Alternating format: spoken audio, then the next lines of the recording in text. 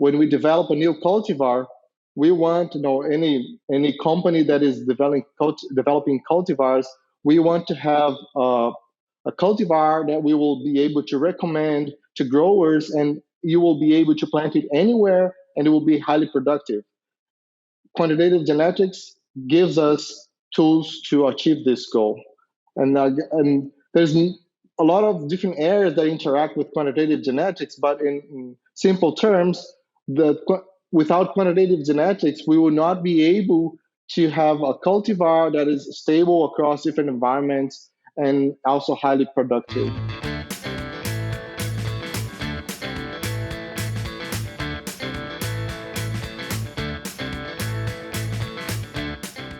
Welcome to the Crop Science Podcast Show by Wisenetics. I'm your host, Leo Bastos, Assistant Professor in Integrative Precision Agriculture at the University of Georgia.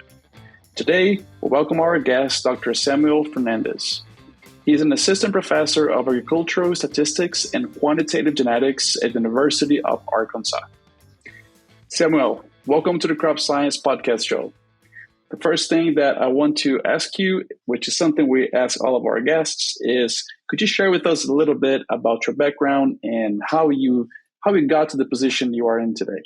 Hello, everyone. It's a pleasure to be here. I'm very excited to talk about my research, my path. It's a trajectory that was being in different areas. So I initially started as an agronomist. I usually tell people I used to be an agronomist because it's been a while now. I don't understand a lot of agronomy anymore, I guess. I've been focusing on some other areas. So I did my undergrad in agronomy and then with my master's in PhD in genetics and plant breeding. So my master's was applied plant breeding in common beans, and then my PhD was in plant breeding, but more focused on statistics. So I remember my advisor told me the only green you'll see in your PhD will be when your computer becomes green. And but I actually got involved in some of the applied breeding because I like to see the practical aspects of the area that I'm researching as well. So during my PhD, I came to Illinois for 1 year. I did an internship there, and with Dr. Pat Brown. He was a sorghum breeder there at the time. He liked me, and I liked what we were doing there, working with genomic prediction. I'm throwing some terms that I will explain later. But I liked Illinois. I liked the research we were doing. So I came back for a postdoc in 2017, I believe. Did a postdoc more focused on the genomic side. With the experience of my PhD and also with the postdoc in genomics and data science, I got this position that I have in Arkansas now. So I'm an assistant professor of agricultural statistics and quantitative genetics. I teach design of experiments and some other statistics classes every now and then. And my research is in quantitative genetics, which I'll explain exactly what I've been doing. So I work with some disciplines. I interact with a lot of different disciplines. That's one of the exciting things about my research. But one of the things that I've been working on is what people say multi-omics. It's one of those terms. What that means is, well, the technology for data acquisition lately developed a lot of different disciplines. Genomics, which is the DNA information; enviromics, which is the information of the environment; and then what us scientists, I would say, we like to create fancy terms, and it's just like the collection of genes or genomic information. Well, we call it genome, and then the information of the environment, we call it enviromics, and well, things like that. So I work with all of those omics, and the goal is to utilize all of them in a statistical model in a way that it can be leveraged for breeding, for developing high yielding cultivars and finding genes. It is used in plant breeding. My research mostly focuses on plant breeding, but you can also think of it, the statistical models that we develop here are pretty much the same models that we will use to identify genes that cause cancer or things like that. So it's a lot of exciting research areas happening here. Perfect. That was really good. I think you really explained some of the terms, and I appreciate that. I know that some people that listen to us may not have that background, so it's greatly appreciated for you to be expanding on those explanations already. Awesome. So your title, part of the title of your position includes quantitative genetics. And so I just wanted to ask you if you could elaborate a little bit on that and explain to us, what does that really mean when we talk about quantitative genetics, and how does that relate to plant breeding overall? Right. So, plant breeding started,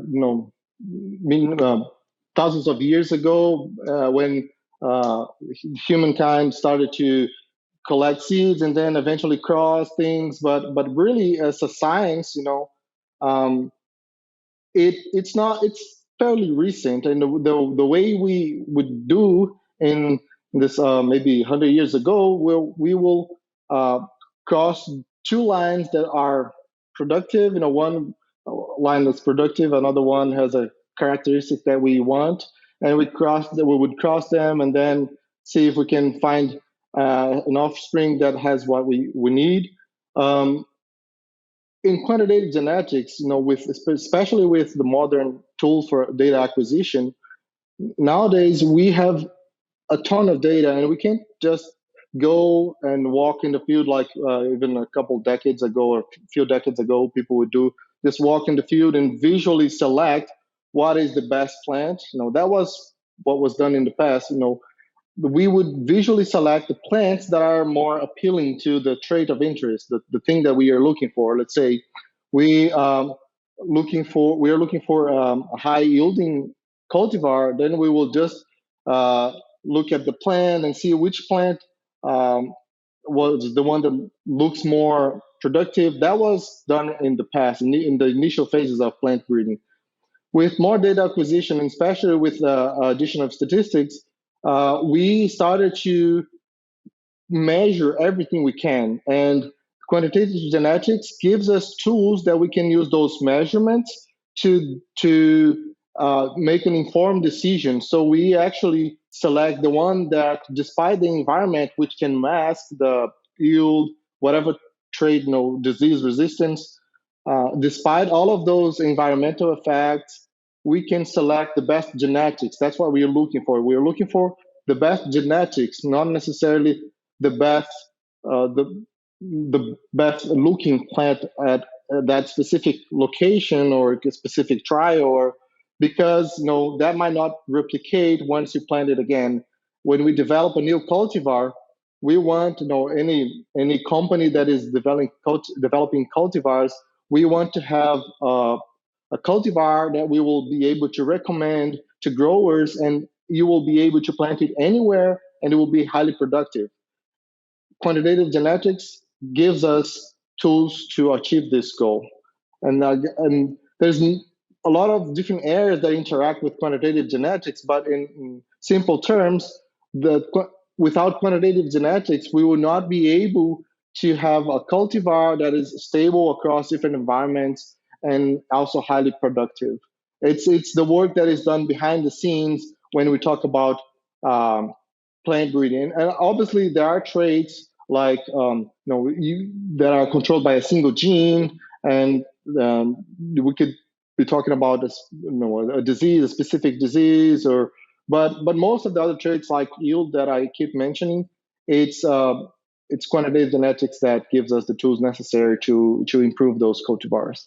Perfect. So just to make sure that I understood as well. So quantitative genetics is basically using all this data that is collected both on the plants, on the environment, on management practices, and just being able to sift through that complexity and trying to, or looking for genetics in the end that are more stable and can be recommended across different environments. Is that Exactly. So we have, in quantitative genetics, we have um, a toolkit. Well, our toolkit, we have a lot of tools to develop cultivars.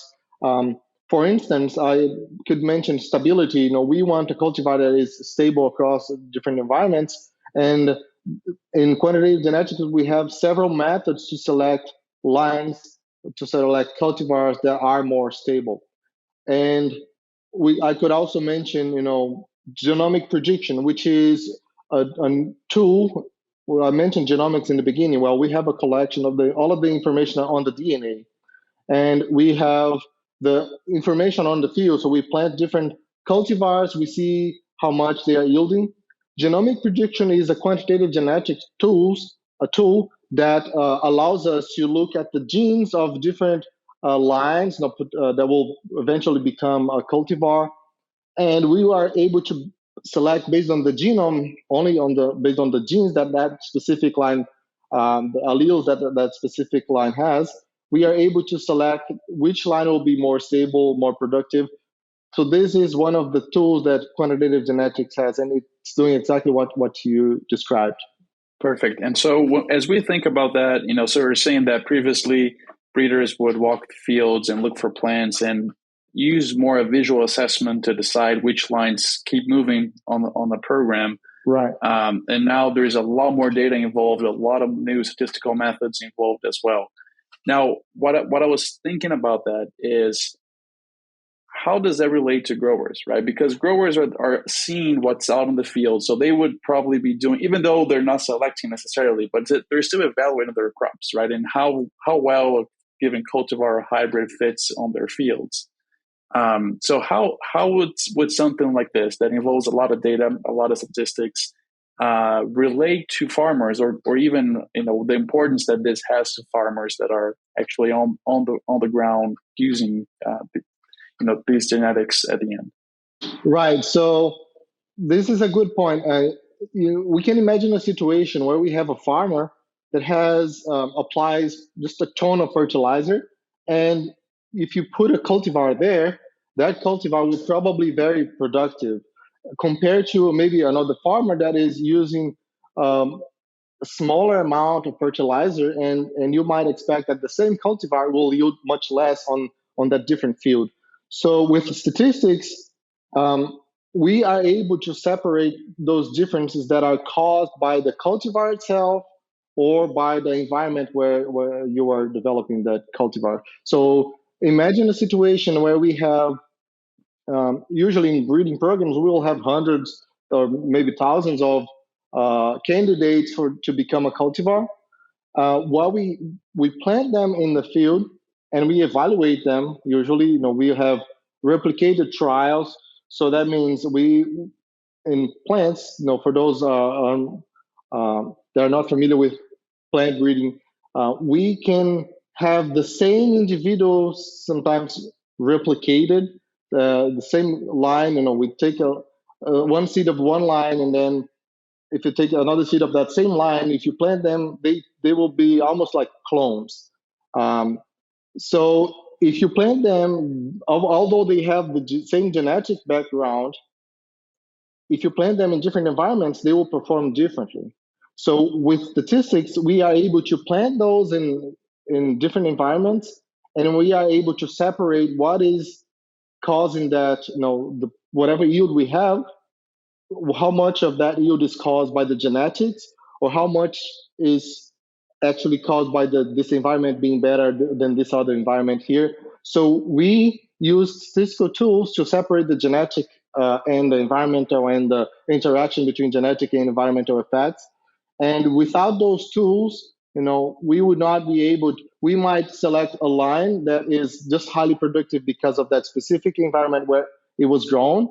And then eventually, when we plant it in another location, expecting the same performance, we'll have much different performance than what we thought that the cultivar would have. So statistics is what allows quantitative genetics to make those decisions and select the best lines.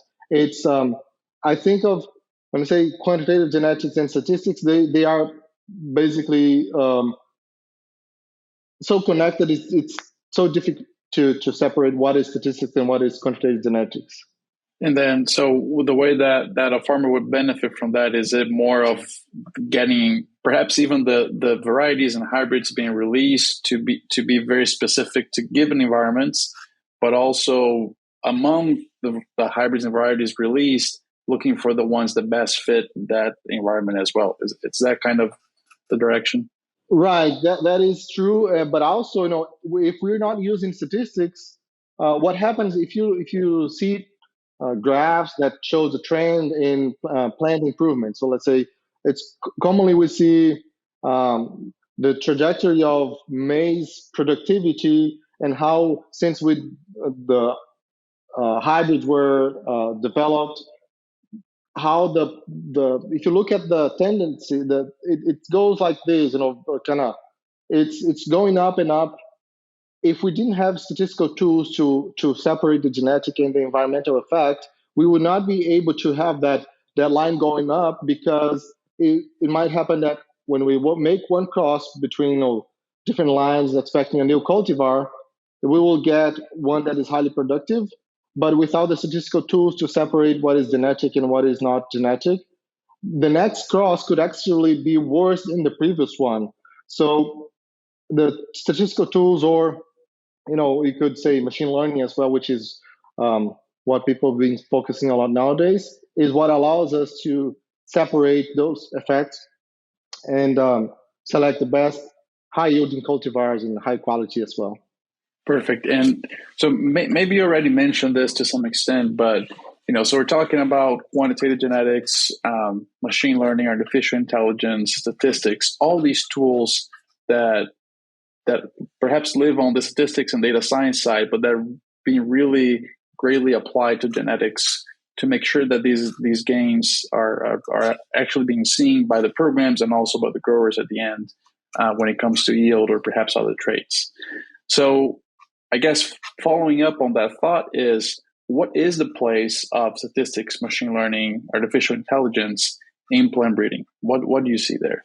Well, I can answer this in different ways, but I'm thinking of students, for instance, that are pursuing that career as a plant breeder. We need to be familiar with the tools that are available nowadays, and as a student, and if you compare the education in plant breeding, a couple of decades ago, and then education in plant breeding now, our students, they need to have the knowledge in machine learning and statistics. Obviously, we can't know everything, so you might select the best area that fits best your interest. But as a plant breeding, I can give you one example also of the difference in the profile of the professional this profession.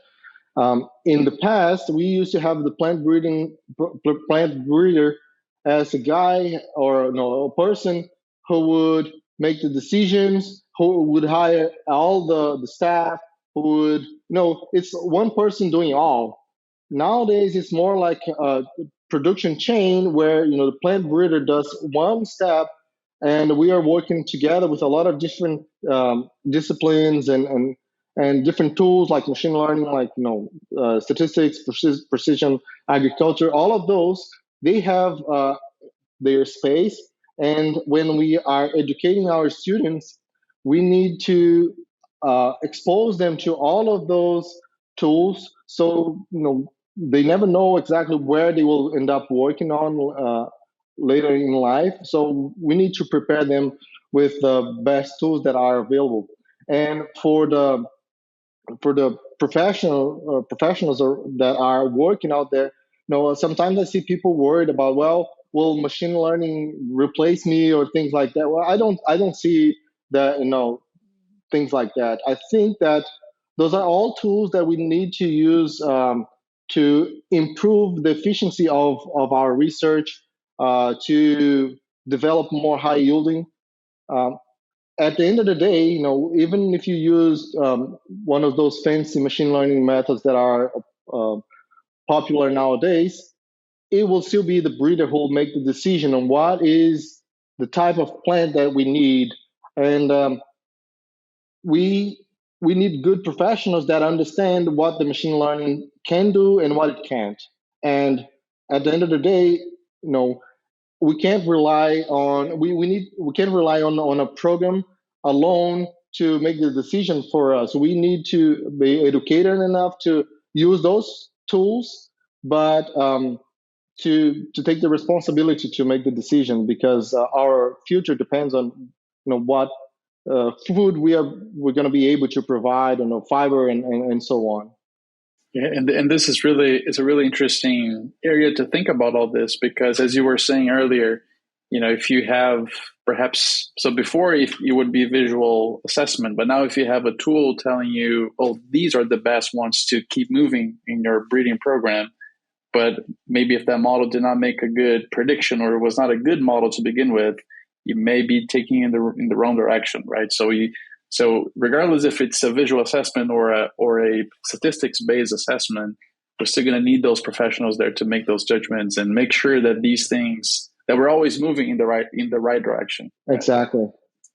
Perfect. So something I was thinking about that is, could you tell us a little bit about on a breeding program, comparing the traditional breeding programs before all these data and tools, statistical tools were available. So comparing traditional program and currently a program that deploys a lot of the multiple sources of data, statistical tools to make decisions. Does that have an impact on how long it takes to release a new hybrid or variety if you compare traditional with the newer tools and data? Yeah, that's a fantastic point. So in the past, when we did not have all of those tools that we have nowadays, I guess when I say in the past, I'm talking about the 90s, and molecular markers, for instance, they were developed. It started to be used in quantitative genetics in 2001, where genomic prediction um, was developed. I should say it was used before that, but more widespread in 2001. And with the advent of genomic prediction or genomic selection, um, we are able to save resources, and that helps us in many areas. So we save resources because field experiments are becoming very expensive. So what happens is with genomic prediction, as I mentioned, we are able to look at the DNA of a plant and select, out of say 100 candidates, which one based on the DNA will give us the most productive line.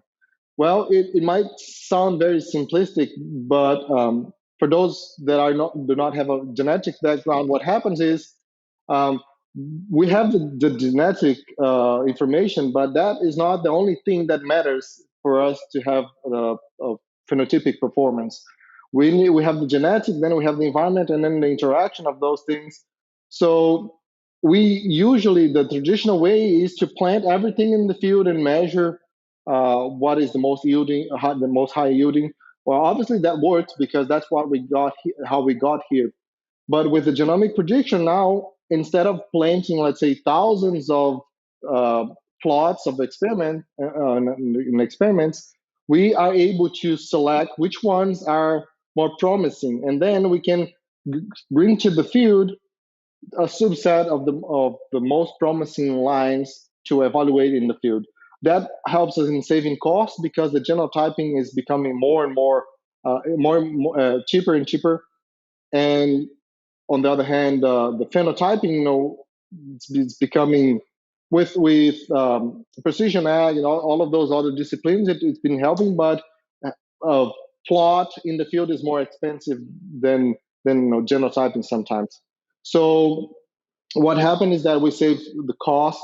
We save also in the timeline that it takes to develop a new line, because if in the past we needed to plant it in the field, and especially in the temperate regions, or places where we cannot have multiple seasons in the same year, for I'm talking about annual crops, obviously, um, we are limited, well, by the summer. And we have the season to plant, and then we need to wait a new year to have the growing season again. With genomic prediction, we can skip one of those years of evaluation, because we select the best lines based on the DNA information, not so much on the field evaluation. So we save time, resources, and we are able to reach a new line, a new release a new line much faster than we were in the past. Indeed. Perfect.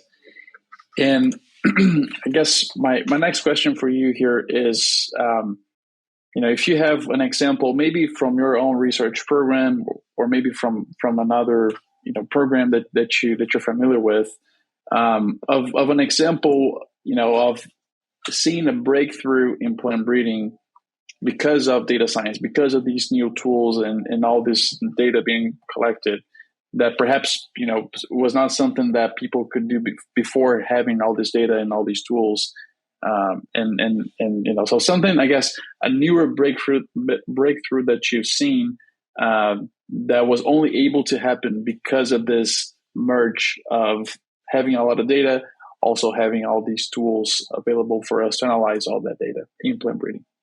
Well, I guess it's not a specific example, but one area that I think all of those tools are of fantastic use is in tree breeding.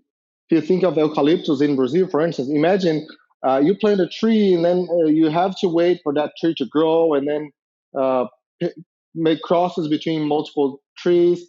Well, with genomic prediction, you are able to skip one whole cycle. When I say cycle, is from from making one cross and then getting the seed and planting it and evaluating and then making crosses again with those offsprings. So with genomic prediction, you can not just in eucalyptus, but in any tree species, you are able to save uh, time and crops there. Will you'll have to by the conventional way, the traditional way, it will be decades, and with a genomic prediction, saving one cycle, one generation is just a lot of time that you would save. Um, and in annual crops and animals, well, you have like in animal breeding, for instance, you can't measure the milk production in males, but you can estimate how much the yield production is based on their genetic, the descendants of the males of a given male. Which one will give you the most productive female, I guess, descendants? So it's an area that I think things improved a lot since 2001 when I mentioned it was the beginning of genomic prediction. But there's just multiple examples to give on that. It was really interesting that you mentioned those examples. I think that at least my biases being on row crop production, I was thinking about the cycles related to that, and really bring an example of at the tree breeding or animal breeding, where a cross will take longer than just 1 year for you to understand the effects of that. It's really interesting to widen our mindsets and really understand the power of these tools, especially in those disciplines that take longer to develop something new. Right. Yeah, and I guess the another difference that is worth mentioning as well is how interdisciplinary plant breeding is compared to in the 90s. We have I'm going to start listing disciplines here, but I will miss a lot of them. It's just to name a few. Precision ag, plant physiology. The, so many disciplines that we can mention. We could list here. The cultivar that we have in the field is a product of all of those disciplines working together. So climatology data, climate data, it's becoming more and more useful as well in prediction. So it's becoming very interdisciplinary, which is very exciting as well, because we can achieve much more when we work together with all of those areas. One person in one discipline will not know everything that is needed to achieve success. Awesome. So, well, I just want to tell to those listening to us, if you're enjoying this episode and everything we're learning with Dr. Samuel, make sure to like our episode here in the platform you're listening. Make sure to share as well with other people who you think may benefit from this conversation. And we appreciate all that. It's time for our famous three. Explore the future of agriculture with KWS, a global leader in innovation and sustainable farming practices. Uncover the exceptional qualities of our hybrid rye, cultivating a legacy for a greener tomorrow. Visit kws.com/US for more information and for dealer locations. KWS, seeding the future since 1856. All right, so getting to our three last questions of the episode. So we ask every guest these three questions at the end, and it's been really interesting to understand what different people think when it comes to these. So I'm excited as well to be asking you those three questions. The first one here is, would you have any resource that would be more on the technical side? So perhaps on the agronomy, the soils, or plant breeding, statistics, anything on the technical side that you found as a really great resource that you would like to share with our audience? As far as the science and the academic aspects go, I think the going to conferences is a very place to be up to date. I usually go to the plant and animal genome in San Diego, which is more on the genomic side, and plant also plant breeding. But the Tri-Society meeting, the American Society of Agronomy is one that I am very involved. And in fact, we will have a meeting in San Antonio in November. It's a very good place to a lot of people to interact, and there's nothing, I guess, as good as interacting with people and networking. You'll see posters and presentations and newer resources. In fact, I'm organizing a symposium in quantitative genetics this year. So if you're interested, please check it out. That's those types of conferences is of highly value to be up to date on those. Absolutely. And I just want to make a quick follow up on that. So that, for those of our audience that may not be familiar with it, the agronomy, crop and soils annual meetings, they happen every year in the United States. And this is definitely one great resource to interact and especially, as you said, get to know new people, new ideas. I'll be attending that one as well, so I'll make sure to stop by your symposium. Really looking forward to that. Awesome. So our next question here is very similar, but outside of the technical side. So do you have anything more on the personal side, any resource that you came across that you would like to share with our audience? Well, I just something came to my mind that is it turns out to be a little bit about professional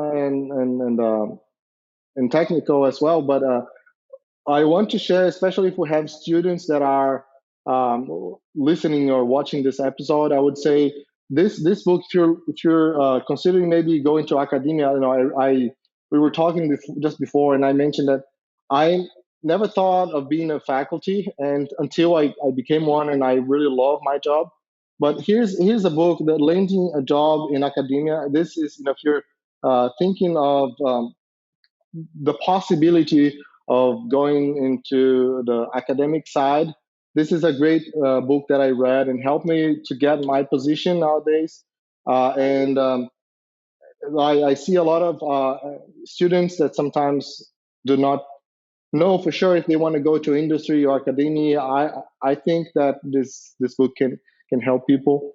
And one advice, I know we might have farmers and growers, but as a faculty nowadays, I feel like I really want my students to go and bring what is best for faculty and develop. So I mentioned this resource because I think we need new faculty that is passionate about developing just science, not just science, but also develop new scientists to keep science going. Absolutely. Awesome. Can you just say one more time the name of the book for those that are just listening? Yeah, that's landing a job in academia, in academic biology. The Chicago Guide. It's um, it's a good book if you're considering if you should become a faculty or not. I suggest reading this book. This will help you. Awesome, awesome. Thank you.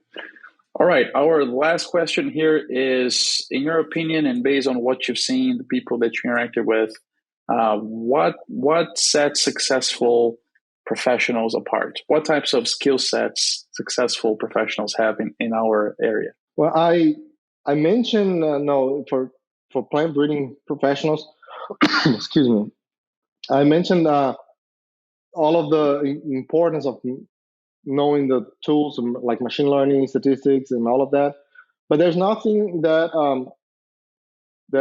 replaces a passion. So we need to do what we like, because then we will like do it. We would need we wouldn't need an extra motivation. I guess what I mean is, if we do the things that we like, we have pleasure in doing it, and we do it well. I love what I do, and I when frequently when I am hiring students, I I look for people that are passionate about it more than someone that comes with some skills that other people can also learn. So that nothing replaces the passion, and I guess that boils down to selecting the the things that you like, for spending your life on, especially when it comes to profession. Absolutely. Awesome. Well, thank you so much for sharing all that. It was definitely a great pleasure to have you here with us today. I learned a lot about plant breeding, genetics, and the great conversation we had about merging all this data, but also with the data science, machine learning side of things, and making sure that we're using both the data and the tools together to advance plant breeding faster. So I appreciate all those thoughts, all the conversation, and it was a great pleasure to have you here today, Samuel. Yeah, thank you very much for the opportunity. It's in these 2 years as an assistant professor. It's been I've been learning a lot, and I hope that I can share with people, not just with the students, but also with the growers and farmers, all of the things that we've been doing and in its coming years. Absolutely. Thanks so much.